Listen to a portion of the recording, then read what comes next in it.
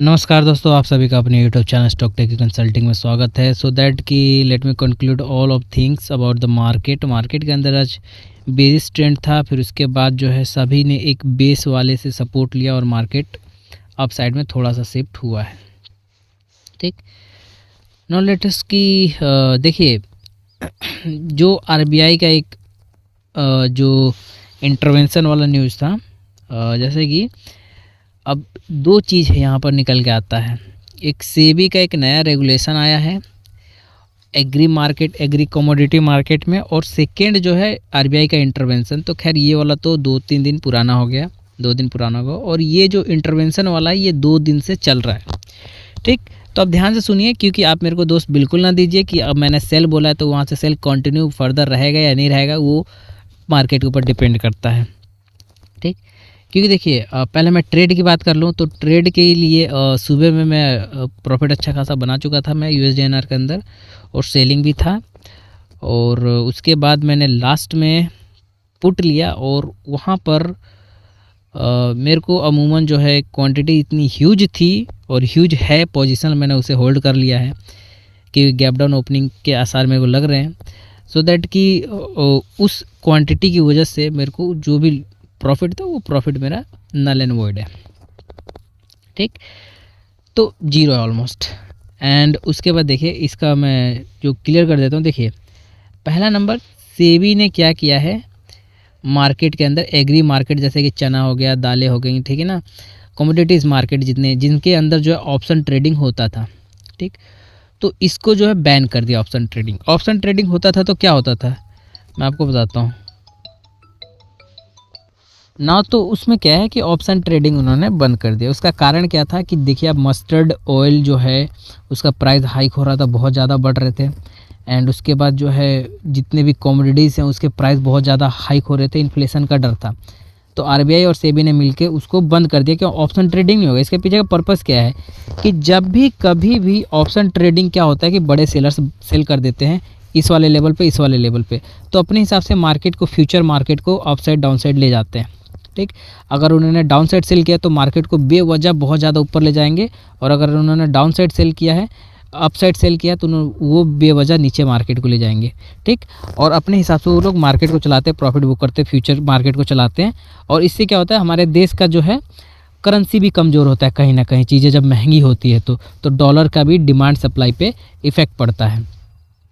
Now अब जो मुद्दे की बात है कि आरबीआई के इंटरवेंशन क्या होता है, आप गूगल कर लीजिएगा। ठीक है, मेरा फ़र्ज़ है कि मैं सारी चीज़ें A to Z, मैं किसी से कुछ नहीं छुपाना चाहता, A to Z चीज़ें मैं बताना चाहता हूँ कि आरबीआई का इंटरवेंशन करेंसी मार्केट के अंदर इस तरीके से है कि export import is equal to RBI. क्योंकि हमारी देश का जो भी करेंसी का एक्सचेंज रेट वेरी करता है वो आरबीआई करता है।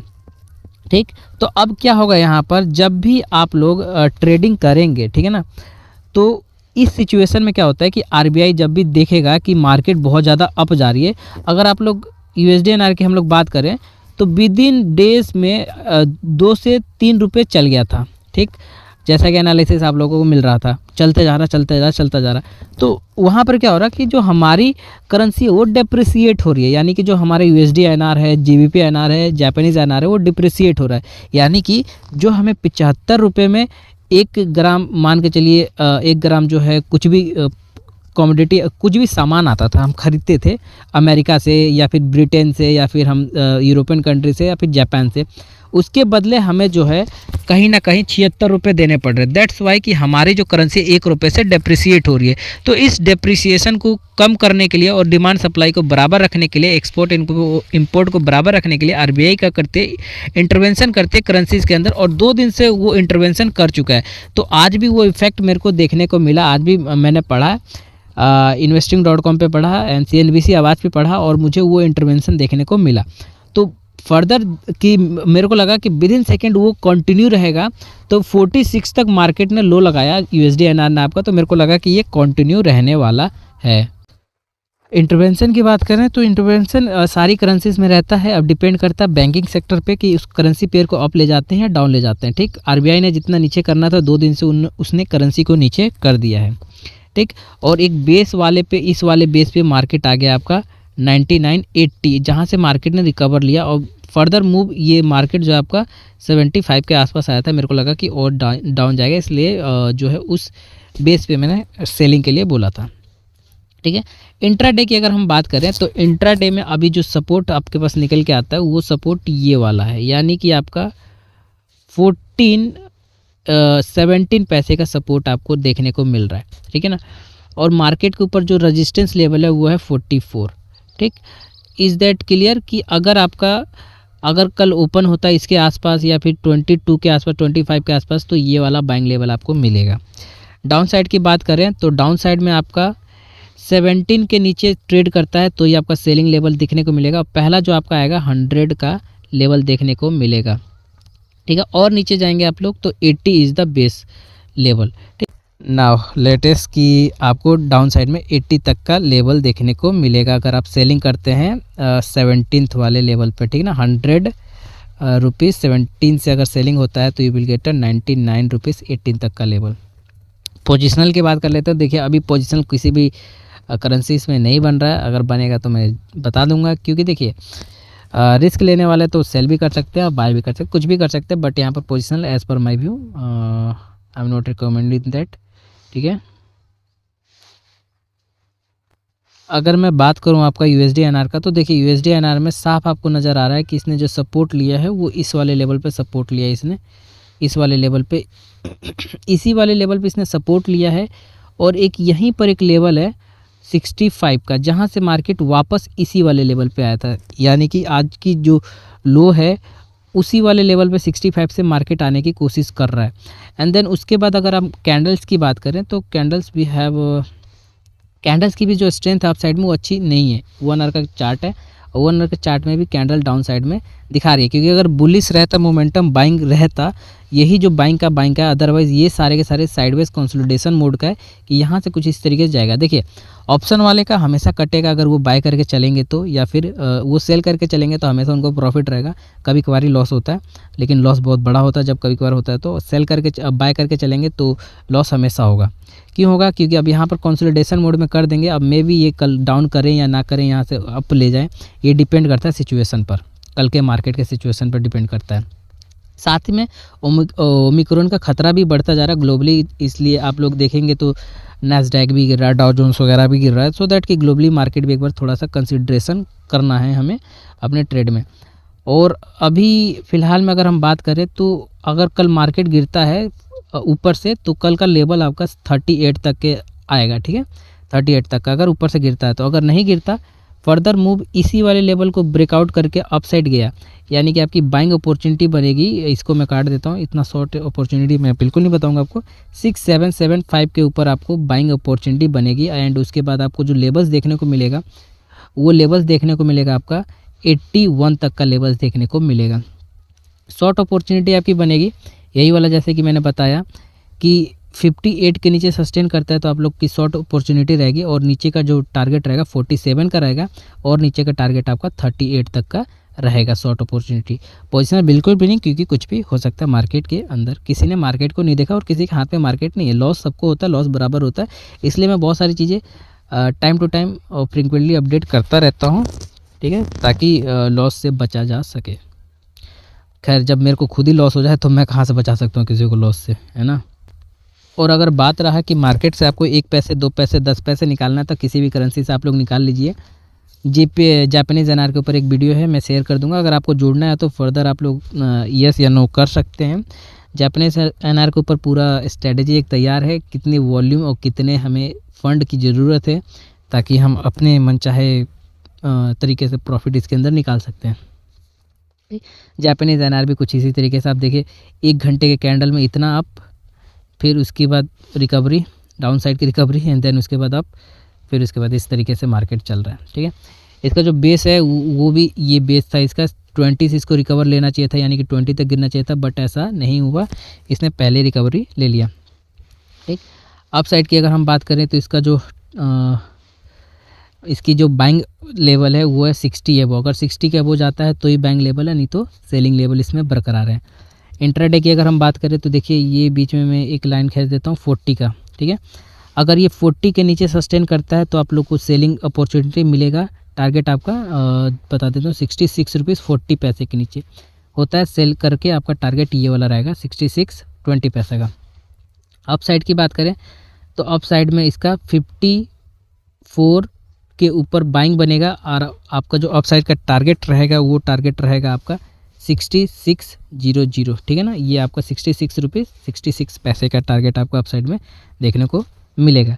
और अप साइड में मूव करता है तो 67 और उसके बाद 81 का टारगेट हमें देखने को मिलेगा। 81 बहुत ज़्यादा दूर है अभी फ़िलहाल के लिए, क्योंकि वहाँ पर गैप डाउन ओपनिंग भी है। देखिए दोस्तों, यूरो एनआर की अगर हम बात करें तो यूरो एनआर में आपका कुछ इस तरीके से इसका जो बेस था एकदम उसके ऊपर ही क्लोजिंग है, यानी कि अपवर्ड मोमेंटम में इसका क्लोजिंग है। इसका जो 20 के नीचे क्लोज होता तो हम लोग थोड़ा सा कंसर्न ले सकते थे, लेकिन इसकी जो क्लोजिंग है वो है 28 पैसे का एबो, यानी कि 30 के आसपास की क्लोजिंग है। सो दैट कि इसकी जो मोमेंटम है अप साइड में एक्सपेक्ट कर सकते हैं। इंट्राडे में हम लोग अगर बात करें तो अभी के लिए अगर हम बात करते हैं तो आपका देखिए सारी करेंसी जो है बहुत स्पीड से बढ़ रही थी, उस स्पीड को कम करने के लिए आरबीआई ने जो इंटरवेंशन लाया है, सो दैट कि ये मे भी थोड़ा सा कंसर्न वाला है कि कुछ भी करेंसी को चलने ना दें। ठीक, तो इस वाले लेवल को आप लोग देखिए, इस वाले लेवल को देखिए, यहीं से मे भी एक फर्दर मूव देखने को मिल सकता है। यानी कि आपका कल करेंसी 25 के अबो ट्रेड करता है कल, तो आपको अप साइड में जो लेवल देखने को मिलेगा 40 का लेवल देखने को मिलेगा, 44 का लेवल देखने को मिलेगा। सेल साइड की अगर हम बात करें तो अगर सेलिंग होता है आपका तो सेलिंग का लेवल आपको 85 तक देखने को मिल सकता है। ये सारे के सारे 85 रुपीज़ है, 85 रुपीज़ है, ठीक है ना, अप साइड का। और अगर सेलिंग की बात करें तो सेलिंग आपका मिलेगा 21 से लेके 18 के बीच में। अगर इसके नीचे सस्टेन करता है 21 और 18 के नीचे सस्टेन कर जाता है तो एंट्री आपकी इसी के बीच में होगी। और आपको जो सेलिंग का लेवल देखने को मिलेगा वो बैंड मिलेगा आपका 85 तक, यानी कि 20 पैसा आपको डाउन साइड में देखने को मिलेगा। 85 रुपीज़, ठीक है ना, 8500 तक का आपका टारगेट सेलिंग में देखने को मिलेगा। ठीक, hope so all are well. And उसके बाद थोड़ा सा अपकमिंग हम लोग अपना एक बार इकोनॉमिक कैलेंडर भी देख लेते हैं कि क्या कुछ आने वाला है, ताकि हमें कुछ और अंदाज़ा पता चल जाए। सो दैट कि हमारे पास अभी फ़िलहाल में 21 आज ही है जीबीपी का दिसंबर ट्रेड सीबीआई ये नॉट इम्पैक्टेबल। यूएस का करंट अकाउंट Q3 का 7 बजे डेटा आने वाला है, ये में भी थोड़ा सा इम्पेक्ट कर सकता है। ठीक है, अगर ये इम्पेक्ट करता है तो आपका देखिए कुछ भी चीज़ छुपाने वाली नहीं है, क्योंकि मैं खुद ट्रेडर हूँ तो मैं जानता हूँ दुख भाई सामने वाले का। अगर ये आपका देखिए आपका Q3 195 यानी कि अगर ये एज यूजुअल एक्चुअल की तरह रहता है, थोड़ा सा ये बढ़ के आता है मे बी, ठीक, कंसेसस 205 बिलियन है, यानी कि मार्केट डाउन साइड रहने वाला है अगर इसी हिसाब से हम लोग चले तो। ठीक है, नाउ अगर हम बात करें आप लोगों का 22 दिसंबर का, तो there is a crude oil थोड़ा सा इम्पेक्ट करेगा, यानी कि रात में आएगा। तो यानी कि ये दोनों और दोनों क्लैश करने वाले हैं नाइट में आज या 22 यानी कि आज रात में। ठीक है, एंड बीओजी जापान का पॉलिसी मिनट आने वाले हैं, कुछ स्पीचेस होंगे, आपको वॉच करना चाहिए जापानीज़ में आप लोग ट्रेड करते हैं तो। एंड उसके बाद आप लोग का जापानीज़ में GPINR में current Q3 and GDP that is the reactable, ये वाले जो GPINR में है ये रिएक्ट करेंगे कल 12:30 बजे आएंगे, यानी कि GBPINR के अंदर कल 12:30 बजे के बाद ही ट्रेड लेना है, otherwise don't take any trade. ठीक है, और उसके बाद आपका GDP Q1 Q का फाइनल Q3 आएगा 7 बजे, यानी कि कल USD INR के ऊपर हम लोग रिएक्शन देखेंगे कैसा रहेगा, मे बी कल से बुलिश होना स्टार्ट होगा। ठीक है, hope so that is the economic calendar. धन्यवाद दोस्तों, जय हिंद जय भारत। वीडियो अगर